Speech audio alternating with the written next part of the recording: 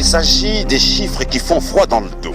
Plus de 100 personnes parmi les combattants démobilisés, leurs femmes et leurs enfants, qui avaient été envoyés dans un camp militaire reculé en République démocratique du Congo, y sont mortes de faim et de maladie, après que les responsables ont négligé de leur fournir la nourriture et le soin de santé appropriés, a déclaré Human Rights Watch le 1er octobre dans un rapport rendu public. Cette organisation déplore la négligence de l'État congolais sur cette question. Pour la petite histoire, en septembre 2013, 941 combattants de plusieurs groupes armés qui se sont rendus et plusieurs centaines de membres de leur famille ont été déplacés de l'est de la RD Congo jusqu'au camp de Kotakoli situé dans une région reculée de la province de l'Équateur dans le nord-ouest du pays, en attendant bien sûr leur réintégration dans l'armée ou leur retour à la vie civile. Les provisions ont toutefois été épuisées vers la fin de l'année 2013 et pendant les 9 mois qui ont suivi, le gouvernement a envoyé des quantités minimales de nourriture et de médicaments. En raison du manque de nourriture et de l'absence quasi totale de soins de santé, de nombreux anciens combattants et membres de leur famille sont tombés malades et sont morts de malnutrition et de maladies. Ce qui est surprenant et décevant, c'est lorsque le général Dalphin Kayimbi, coordonnateur du programme pré-DDR, désarmement, démobilisation et réintégration, indique par téléphone à Human Rights Watch le 24 septembre dernier, nous citons, « Le problème principal n'est pas que le gouvernement les a abandonnés, mais que le gouvernement n'a pas les moyens ni la capacité d'acheminer les approvisionnements jusqu'à Kotakoli. » Fin de citation. La direction des informations Enquête et Magazine trouve que cette réponse est trop facile. Le gouvernement n'a pas les moyens ni la capacité d'acheminer les approvisionnements jusqu'à Kotakoli. Mais comment et pourquoi le gouvernement les a placés là-bas? Comme Human Rights Watch, la rédaction française pense que le gouvernement a lamentablement manqué à son devoir de fournir aux démobilisés un approvisionnement en nourriture, de soins de santé adéquats, des logements décents et par voie de conséquence, le gouvernement congolais a brillamment échoué.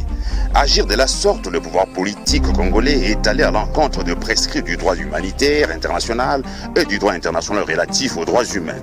Cette façon de traiter la personne humaine par le gouvernement est tout simplement condamnable par toute âme réfléchie.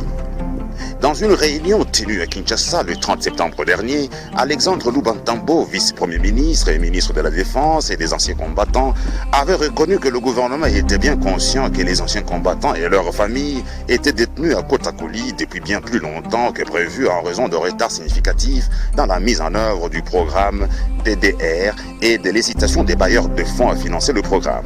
Voilà qui est intriguant, si les bailleurs de fonds traînent les pieds, mais qu'est-ce que le gouvernement a fait pour ne serait-ce que sauver des vies humaines? Pourquoi dans ce pays l'on fait toujours des choses à peu près? Pourquoi ce gouvernement s'engage dans des choses dont il ne maîtrise pas l'issue?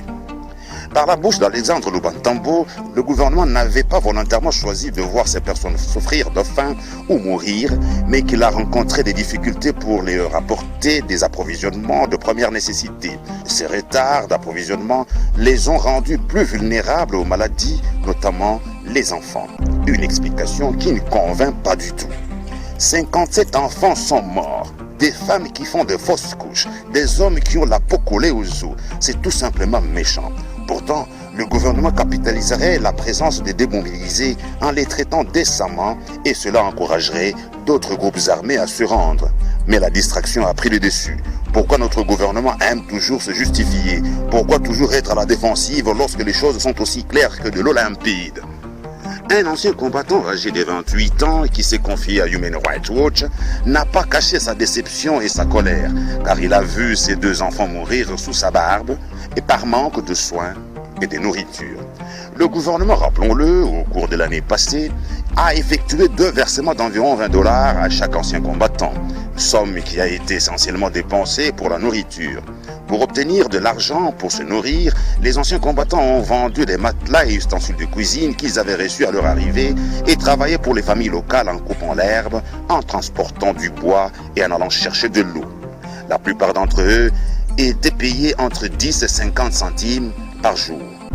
Ils pouvaient acheter du manioc cuit pour 10 cents ou voler des courges et des haricots dans les champs des fermiers voisins. La femme d'un ancien combattant dans le camp a expliqué à Human Rights Watch qu'étant donné qu'ils avaient vendu leurs ustensiles de cuisine, ils cuisinaient parfois dans des casques de soldats.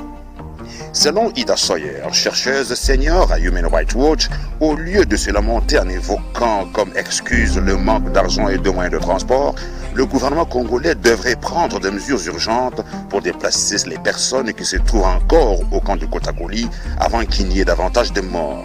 Le gouvernement n'aurait jamais dû envoyer ces anciens combattants et leurs familles dans un camp isolé et difficile d'accès s'il n'était pas en mesure de s'occuper d'eux de manière adéquate. Le gouvernement de la RDC, qui veut toujours se justifier et se passer pour un saint, devrait se rendre à l'évidence qu'il est lui-même en train de se rendre impopulaire comme jamais. Depuis 2004, le gouvernement congolais et les bailleurs de fonds internationaux ont dépensé des millions de dollars dans plusieurs programmes DDR pour les anciens combattants. Tous les programmes ont connu des problèmes significatifs, y compris corruption généralisée, mauvaise gestion des fonds et manque de soutien à long terme pour leur réintégration dans les communautés.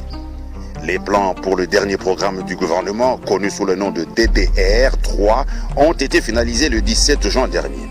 Le nouveau plan semble être plus global que le programme précédent. Le gouvernement a déclaré qu'il n'y aura pas d'intégration massive dans l'armée, que les anciens combattants feront l'objet de vérifications pour s'assurer que le programme n'accepte pas d'auteurs présumés d'atteinte aux droits humains et que ceux-ci soient arrêtés et traduits en justice, et que ceux qui prennent part à ce programme recevront un soutien socio-économique à long terme, a déclaré le gouvernement. Malheureusement, le programme DDR3 n'a jamais commencé.